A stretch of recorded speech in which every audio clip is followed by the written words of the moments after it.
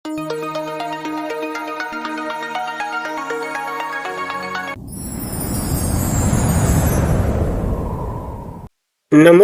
ગુજરાતના અધિકારી મિત્રો, આજે આપણે 15 ડિસેમ્બર 2025નું મોસ્ટ ઇમ્પોર્ટન્ટ કરંટ અફેર સાથે સાથે જીકે અને જીએસ વિશે ચર્ચા કરવાના છે. તો ખાસ કરીને ચેનલ ઉપર નવા હોય તો ચેનલને સબસ્ક્રાઈબ કરી લેવી, વિડીયો પસંદ આવે લાઈક કરવો અને તમારા મિત્રો સુધી અવશ્યથી શેર કરી દેવો. તો ચલીએ આજના ઇમ્પોર્ટન્ટ ક્લાસની આપણે શુભ શરૂઆત કરી દઈએ. તો તાજેતરમાં જ આંતરરાષ્ટ્રીય તટસ્થતા દિવસ ક્યારે મનાવવામાં આવ્યો? તો 12 ડિસેમ્બરે આ દિવસ મનાવવામાં આવે છે. હવે તટસ્થતા શું એ તો આપણને ખબર જ હોય. તટસ્થ હોય ને, નહીં આ બાજુ નહીં આ બાજુ, વચમાં જે ઝીરોની ઘોડે ઊભું હોય ને, નહીં પૂર્ણાંક નહીં ધન પૂર્ણાંક, એવી રીતના જે ઝીરો હોય ને એ ટાઈપનું. તો દર વર્ષે 12 ડિસેમ્બરે આંતરરાષ્ટ્રીય તટસ્થતા દિવસ ઉજવવામાં આવે છે. આ તારીખ 1995માં તુર્કમેનિસ્તાન દ્વારા તટસ્થતાની ઘોષણા કરવામાં આવી અને આની જ વર્ષગાંઠ સાથે સુસંગત રહેવા માટે પસંદ કરવામાં આવ્યું હતું. અને ત્યારથી આપણે આ શબ્દથી વાકેફ થયા અને ભારતે ઘણીવાર તટસ્થતા રહી ગયું, તો એ તો ખબર જ હશે. આનો ઉદ્દેશ્ય રાષ્ટ્ર અને તટસ્થતા વચ્ચે સિદ્ધાંત પર ભાર મૂકવાનો છે, એટલે કે કોઈના પક્ષ લીધા વિના શાંતિ જાળવી રાખવી, નહીં ઓલી બાજુ નહીં આ બાજુ, બેની વચમાં, એ ટાઈપનું. તટસ્થતાની જોઈ ગયા એનો અર્થ એ થાય યુદ્ધ કે સંઘર્ષ કોઈ પણ પક્ષને ટેકો ન આપવો, ના યુદ્ધને ટેકો આપવો, ના સંઘર્ષને ટેકો આપવો. બિન હથિયારો મૂકી અને અહીંયા ઊભી જવાનું, તમારે બેન જે કરવું હોય એ ટાઈપનું છે. તો ખાસ આ દિવસે યાદ રાખવું આપણને. ત્યારબાદ ડિસેમ્બરના દિવસો જોઈ લઈએ. 1 ડિસેમ્બરે વિશ્વ એઇડ્સ દિવસ અને બીએસએફનો સ્થાપના દિવસ. 1 ડિસેમ્બરે નાગાલેન્ડનો સ્થાપના દિવસ હોય છે, જેથી 1 થી 10 ડિસેમ્બર આપણે હોર્નબિલ ફેસ્ટિવલ ઉજવીએ છીએ. આ વખત 26મી આવૃત્તિ છે. 2 ડિસેમ્બર રાષ્ટ્રીય પ્રદૂષણ નિયંત્રણ દિવસ. આ સાથે જ ગુલામી નાબૂદી માટેનો આંતરરાષ્ટ્રીય દિવસ અને વિશ્વ કમ્પ્યુટર સાક્ષરતા દિવસ. 3 ડિસેમ્બર આંતરરાષ્ટ્રીય વિકલાંગનો દિવસ. 4 ડિસેમ્બર ભારતીય નૌકાદળનો દિવસ, આંતરરાષ્ટ્રીય સીતાનો દિવસ અને આંતરરાષ્ટ્રીય બેંકનો દિવસ. 5 ડિસેમ્બર વિશ્વ માટી દિવસ અને આંતરરાષ્ટ્રીય સ્વયંસેવક દિવસ. 7 ડિસેમ્બર સશસ્ત્ર દળોના ધ્વજનો દિવસ. 8 ડિસેમ્બર આંતરરાષ્ટ્રીય નાગરિક ઉડ્ડયન દિવસ. 9 ડિસેમ્બર આંતરરાષ્ટ્રીય ભ્રષ્ટાચાર વિરોધ દિવસ. 10 ડિસેમ્બરે માનવ અધિકારનો દિવસ હોય.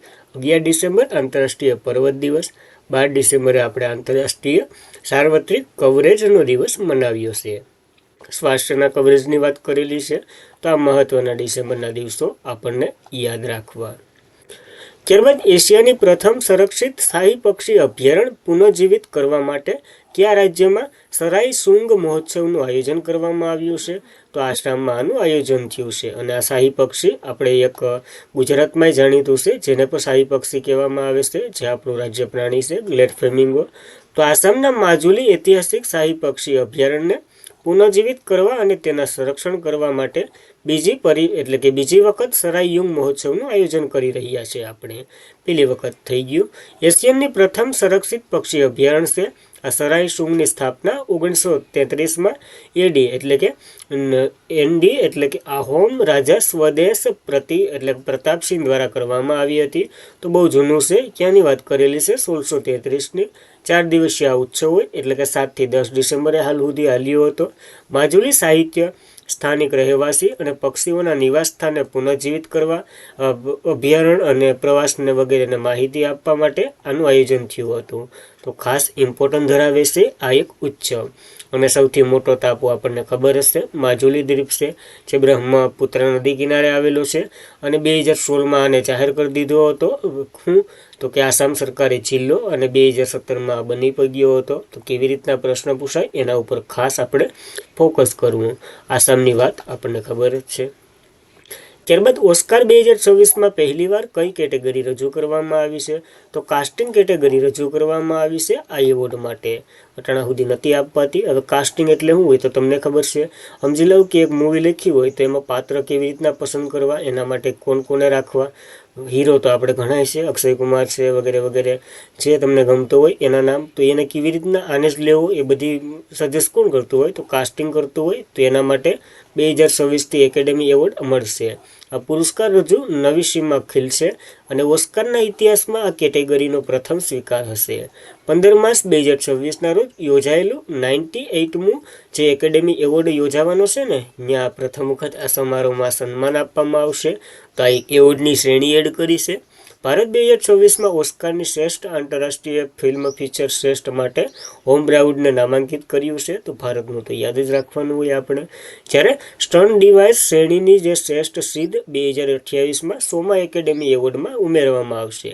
તો 2 વર્ષ પછી ઉમેરશે અને 2025માં 97મો થયો હતો. તો 2026માં 98મો એકેડેમી એવોર્ડ ક્યાંક તારીખ બહાર નથી પડી, એટલે તારીખ બહાર પડી ગઈ, પણ ક્યાં યોજાશે એ બહાર નથી પડ્યું. ત્યારે આપણે પાછી ચર્ચા કરશું અવશ્યથી. ત્યારબાદ કયા દેશે તાજેતરમાં જ 14 વર્ષથી ઓછી ઉંમરની છોકરીઓને શાળાઓમાં હેન્ડકાપ પર પ્રતિબંધ મૂક્યો? તો ખુલ્લું પર કહી શકો ગુરખો, એના ઉપર પ્રતિબંધ ઓસ્ટ્રિયાએ મૂક્યો છે. ઓસ્ટ્રેલિયા નહીં, ઓસ્ટ્રિયા. ઓસ્ટ્રેલિયા અને ઓસ્ટ્રિયા બંને અલગ અલગ છે, તો આ કન્ફ્યુઝન આપણને ન થવું જોઈએ. તો ઓસ્ટ્રિયાએ 14 વર્ષથી ઓછી ઉંમરની છોકરીઓ માટે શાળામાં હેન્ડક્રાફ્ટ પર પ્રતિબંધ મૂક્યો. આ કાયદો પસાર કર્યો. આ પગલું જાહેર અને ખાનગી બંને શાળાઓને લાગુ પડશે. એવી રીતના નહીં કે જો સમજી લો કે આપણે આ એવું હોય, દેરાસર છે, મુસ્લિમની જે એકેડેમીઓ અથવા તો સ્કૂલો હોય, તો એમાં પહેરીને જવાની ઓલી હોય, પરવાનગી હોય, કોઈક શાળામાં ન હોય. એવી રીતના નહીં, બધા એમાં લાગુ પડી જાય. આ નવા કાયદા શરતનો અર્થ એ થાય 14 વર્ષથી ઓછી ઉંમરની છોકરીઓ હિજાબ, બુરખા જેવા પરંપરાગત મુસ્લિમ હેડકાફો પહેરવાની સખત મનાઈ કરી દીધી. પહેરવાની મનાઈ કરશે અને વારંવાર પાલન ન કરવા બદલ માતા પિતાને 150થી 800 યુરો સુધીનું લંડનનું આ સુધીનું આ દંડ પર ફટકારવામાં આવશે. તો ખાસ ઇમ્પોર્ટન્ટ ધરાય છે આ દંડની, કારણ કે એ તો આપણે ઇમ્પોર્ટન્ટ નથી, કારણ કે આપણે ભરવાનું નથી. પણ આ યાદ રાખવું, હેન્ડકાર્ટ ઉપર પ્રતિબંધ મૂકી દીધો ઓસ્ટ્રિયાએ. તો એની વાત કરી લઈએ. કેપિટલ વિયેના છે, ચલણ યુરો છે અને પ્રમુખ એલેક્ઝાન્ડર વેન ડેર બેલેન છે. જ્યારે ચાન્સલર ક્રિસ્ટિયન સ્ટોકહોમ છે, સ્ટોર કોન્સ છે. તો એ પણ યાદ રાખવું આપણને. ત્યારબાદ ગુજરાતના કયા જિલ્લામાં સ્કોપર્સ 2025 એક આંતરરાષ્ટ્રીય પરિષદનું ઉદ્ઘાટન કરવામાં આવ્યું છે? તો અમદાવાદમાં યોજાઈ છે. ખાસ વિજ્ઞાન અને ટેકનોલોજી છે, સ્પેસ સેન્ટર નવીનતા છે. તો અમદાવાદ સ્થિત ફિઝિકલ રિસર્ચ લેબોરેટરી આની સ્થાપના કોઈએ કરી હતી? કોમેન્ટ કરી દો, તમને ખબર જ હોવી જોઈએ. 8થી 12 ડિસેમ્બર 2025 દરમિયાન સ્કોપર્સ 2025 એક સંયુક્ત કાર્યક્રમ ઓપ્ટિકલ એન્ડ ફોટોનિકલ અને 48માં ઓપ્ટિકલ સોસાયટી ઓફ ઇન્ડિયા સિમ્પોર્સના દાયરાની આવૃત્તિ એક સાથે યોજાઈ રહી છે. એટલા માટે આને સ્કોપસ એવું નામ આપ્યું છે. આ અનોખો સહયોગ ભારત અને વિશ્વના ઓપ્ટિકલ જે ફોટોન્સ અને સંશોધન વિકાસને મહત્વથી પ્રકાશિત કરશે. અહીંયા શું થાય તો વૈજ્ઞાનિક પ્રગતિ, ટેકનોલોજી અને નવીનતા સંબંધિત સાધનો વિશે ચર્ચા કરવામાં આવશે. વૈજ્ઞાનિકો અને સંશોધકો ભેગા થાય, એ બધી માહિતી આપશે. તો આપણું બહુ ઇમ્પોર્ટન્ટ છે, કારણ કે અમદાવાદમાં યોજાયું. ત્યારબાદ કયા રાજ્યએ માઇક્રોસોફ્ટ સાથે મળી અને સાયબર ક્રાઇમનો સામનો કરવા માટે મહાક્રાઇમ OS AI લોન્ચ કરવામાં આવ્યું છે? દેવેન્દ્ર ફડણવીસને જોઈ અને આપણે મહારાષ્ટ્ર તરફ જ જવાનું હોય અને એ જ સાસુ પડે. તો જોઈ લઈએ. તો રાજ્ય સરકારે માઇક્રોસોફ્ટ દ્વારા સંયુક્ત રીતે વિકસાવવામાં આવેલ કૃત્રિમ ગુપ્તચર પ્લેટફોર્મ મહાક્રાઇમ OS AI લોન્ચ કર્યું. મહારાષ્ટ્ર ટેકનોલોજી આધારિત શાસનની એક મોટી છલાંગ છે. આ પહેલનો ઉદ્દેશ્ય સાયબર ક્રાઇમની તપાસ કરવી, એને મજબૂત બનાવવું, ન્યાય વિતરણ ઝડપથી બનાવવું, રાજ્યભરમાં ઓનલાઈન છેતરપિંડીનો ભોગ બનેલા લોકોને સીધો ટેકો આપવો, એ વગેરે વગેરે માટે આ કાર્ય કરશે. મહાક્રાઇમ AI શું છે? તો ભારતનું એક પ્રથમ એવું આધારિત સાયબર ક્રાઇમ તપાસ પ્લેટફોર્મ છે, જે મહારાષ્ટ્રએ શરૂ કર્યું છે. કેની સાથે મળી? માઇક્રોસોફ્ટ સાથે. તો એની પર વાત કરી લઈએ. માઇક્રોસોફ્ટની વાત કરીએ. 1975માં એની રચના થઈ હતી. સ્થાપક બિલ ગેટ્સ અને પોલ એલન હતા. મુખ્ય મથક વોશિંગ્ટન DCમાં છે અને CEO ભારતીય મૂળના છે, સત્ય નાદેલા. તો એ પણ યાદ રહેવું જોઈએ આપણને. ત્યારબાદ ભારતમાં ફૂટબોલના ખેલાડી લિયોનેલ મેસીની 70 ફૂટની લોખંડની પ્રતિમાનું અનાવરણ કયા રાજ્યમાં કરવામાં આવ્યું છે? તો પશ્ચિમ બંગાળમાં કરવામાં આવ્યું છે. મમતા બેનર્જીવાળું હુંબા એમાં. તો શ્રીભૂમિ સ્પોર્ટ કોમ્પ્લેક્સ કપ છે ને, એ પશ્ચિમ બંગાળમાં એ કોલકાતા ખાતે આવેલું છે. દક્ષિણ દમદમ લેન્ડ ટાઉટ ખાતે ફૂટબોલ દિગ્દર્શક લિયોનેલ મેસીની 70 ફૂટ લોખંડની પ્રતિમાનું અનાવરણ કરવામાં આવ્યું છે.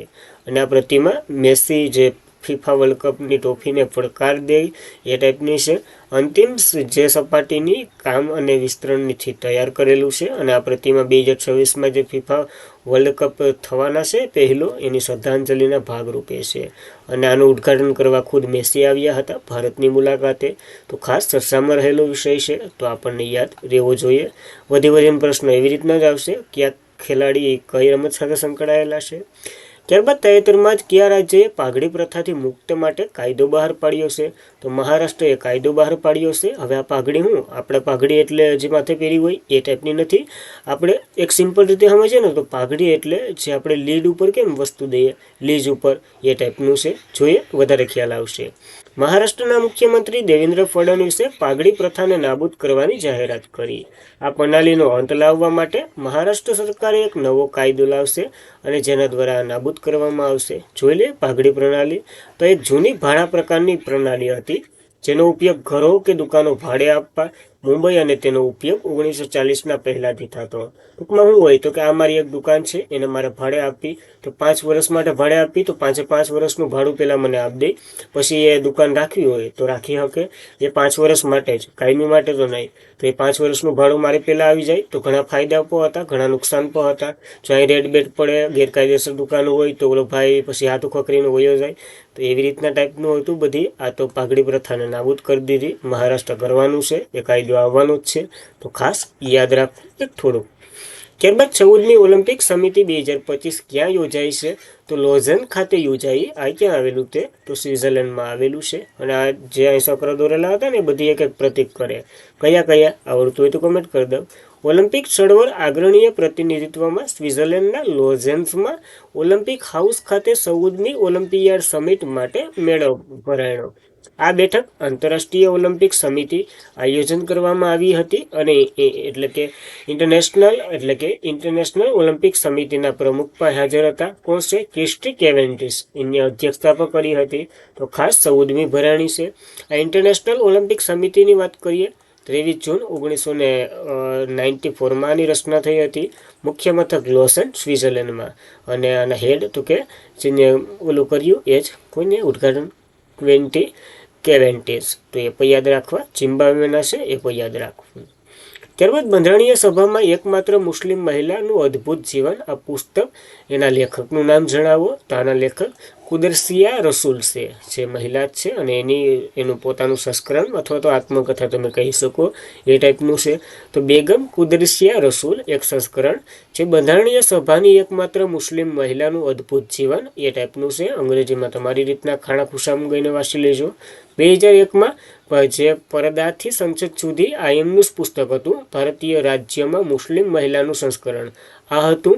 આ પ્રથમ પ્રકાશન હતું. આની સુધારેલી આવૃત્તિ બેગમ કુદરસિયા રસૂલે જે 1909થી 2001ના જે પ્રગતિશીલ ઉછેર અને મુસ્લિમ મહિલાના અધિકારો માટે કટ્ટર હિમાયત કરનાર એનું સફળ જીવનનું વર્ણન કરેલું છે. ટૂંકમાં પહેલાં 2001માં પુસ્તક લોન્ચ કર્યું હતું. એની નવી આવૃત્તિ આ નામે લોન્ચ કરી છે. તો બંને અલગ અલગ છે, ખાસ યાદ રાખવું. તેઓ ભારતીય મહિલા હોકી ફેડરેશનના પ્રમુખ તરીકે અને એશિયન મહિલા હોકી ફેડરેશનના પ્રમુખ રહી ચૂક્યા છે. તેઓને માન્ય ભારતીય મહિલા હોકી કપને બેગમ રસૂલ ટ્રોફીનું નામ આપ્યું હતું. અને 2000માં એમને પદ્મભૂષણ મળેલો છે. તો ખાસ બહુ સારું નામ છે, આપણને તો યાદ રાખવાનું જ હોય. ત્યારબાદ પૂર્વ કેન્દ્રીય ગૃહમંત્રી શિવરાજ પાટીલનું 91 વર્ષની વયે મહારાષ્ટ્રના હતા. તો ત્યાં જ અવસાન થાય. તો કોંગ્રેસના વરિષ્ઠ નેતા અને ભૂતપૂર્વ કેન્દ્રીય મુખ્યમંત્રી શિવરાજ પાટીલ આજે લાતુરમાં નિધન પામ્યા 91 વર્ષની વયે. આ 24/11માં જે મુંબઈમાં હુમલો થયો હતો તે સમયે ગૃહમંત્રી હતા. પછી 30 નવેમ્બર 2008ના રોજ સુરક્ષિતના ભંગ અને હુમલાની જવાબદારીના કારણે એને રાજીનામું આપી અને પદ છોડી દીધું હતું. પંજાબના રાજ્યપાલ પર ચૂકેલા છે. તો ખાસ ચર્ચામાં રહેલું નામ છે, તો થોડુંક યાદ રાખવાનું. અને હવે કાલનું રિવિઝન કરી લે વાલા ક્વેશ્ચનનું. તે પહેલાં ખાસ કરીને ચેનલ ઉપર નવા હોય તો ચેનલને સબસ્ક્રાઈબ કરી લેવી. વિડીયો પસંદ આવે લાઇક શેર અને સબસ્ક્રાઈબ. ટેલિગ્રામમાં જોઈન્ટ થઈ જવું. આવી જ માહિતી માટે ડેલી મળતી જ રહી. તો ભારતે ક્યાં પ્રથમ સ્વદેશી હાઇડ્રોજન જહાજ લોન્ચ કર્યું છે? તો આનું ઉદ્ઘાટન સમારોહ વારાણસીમાં યોજાયો હતો સર્વાનંદ સોનોવાલની અધ્યક્ષતામાં. તાજેતરમાં જ કોણે બનાસ ડેરી બાયો સીએનજી પ્લાન્ટનું ઉદ્ઘાટન કર્યું છે? તો મોટાભાઈએ આનું ઉદ્ઘાટન કર્યું હતું બનાસકાંઠામાં. ત્યારબાદ કઈ આઈઆઈટી સાથે મળી ઉત્તર પ્રદેશ સરકાર ખેડૂતો માટે કાર્બન ક્રેડિટ યોજના શરૂ કરશે? તો આઈઆઈટી રૂડકી સાથે મળી અને યોગી શરૂ કરવાના છે. કયો ક્રિકેટર બધા જ ફોર્મેટમાં 100 વિકેટ લેનાર પ્રથમ ભારતીય બોલર બન્યો છે? તો કોણ બન્યો હતો? જસપ્રીત બુમરાહ બન્યો હતો અને એ પણ ગુજરાતથી છે, તો યાદ જ રાખવાનું હોય. ત્યારબાદ કયા રાજ્યના આદિવાસી મહિલાઓ સોનજિંગ આગમો કોઈ દ્રષ્ટિ વિના માઉન્ટ એવરેસ્ટ સર કરનાર પ્રથમ ભારતીય બની ગયા છે? તો હિમાચલ પ્રદેશના હતા અને આનાથી મોટિવેશન તો બહુ મળે. ભારતીય કયા રાજ્યમાં પ્રથમ પાવર મ્યુઝિયમ સ્થાપિત કરવામાં આવશે? તો બિહારના પટનામાં, અને એનું નામ શું હતું? પાવર સ્ટેશનનું એ કોમેન્ટ કરી દો. ભારતીય કયા ખાંડ ઉદ્યોગના અગ્રણીય ગ્લોબલ એક્સલન્સ એવોર્ડ મળ્યો છે? તો સમીરા સોમૈયાને આ એવોર્ડ મળ્યો છે ખાંડ ઉદ્યોગ માટેનો મહત્વનો. 2025 જુનિયર મેન્સ હોકી વર્લ્ડ કપમાં ભારતે કયો મેડલ જીત્યો છે? તો બ્રોન્ઝ જીતી અને શાંતિ મેળવી છે. આર્જેન્ટિનાને હરાવ્યું હતું. યુનાઇટેડ નેશનલ એન્વાયરમેન્ટ પ્રોગ્રામ 2025નો champion of the earth award 2025 કોણે જીત્યો છે? તો આ સુપ્રિયા સાહુએ જીત્યો છે, જે તમિલનાડુથી બિલોંગ કરે છે આઈ થિંક. અને બસ આજના માટે એટલું જ હતું. ખાસ કરીને મિત્રો કંઈ પણ જો ઇમ્પોર્ટન્ટ માહિતી પસંદ આવતી હોય તો તમે લાઇક, શેર અને સબસ્ક્રાઈબ અવશ્યથી કરી શકો. ટેલિગ્રામમાં પણ જોઈન થઈ શકો. ડેઇલીની પીડીએફ જે ટાઈમ મળે ત્યારે ક્વિઝ વગેરે મૂકતા રહીએ છીએ. કોઈ પણ પ્રકારની જાહેરાત, ભરતીને લગતી માહિતી બધું અહીંયા મળતું રહે, તો એ પણ જોઈન કરી શકો. અને ચેનલને વધુમાં વધુ શેર કરો જેથી તમારા મિત્રો પણ માહિતીનો લાભ લઈ શકે. તો બસ આજના માટે એટલું જ હતું. જય હિન્દ, જય ભારત.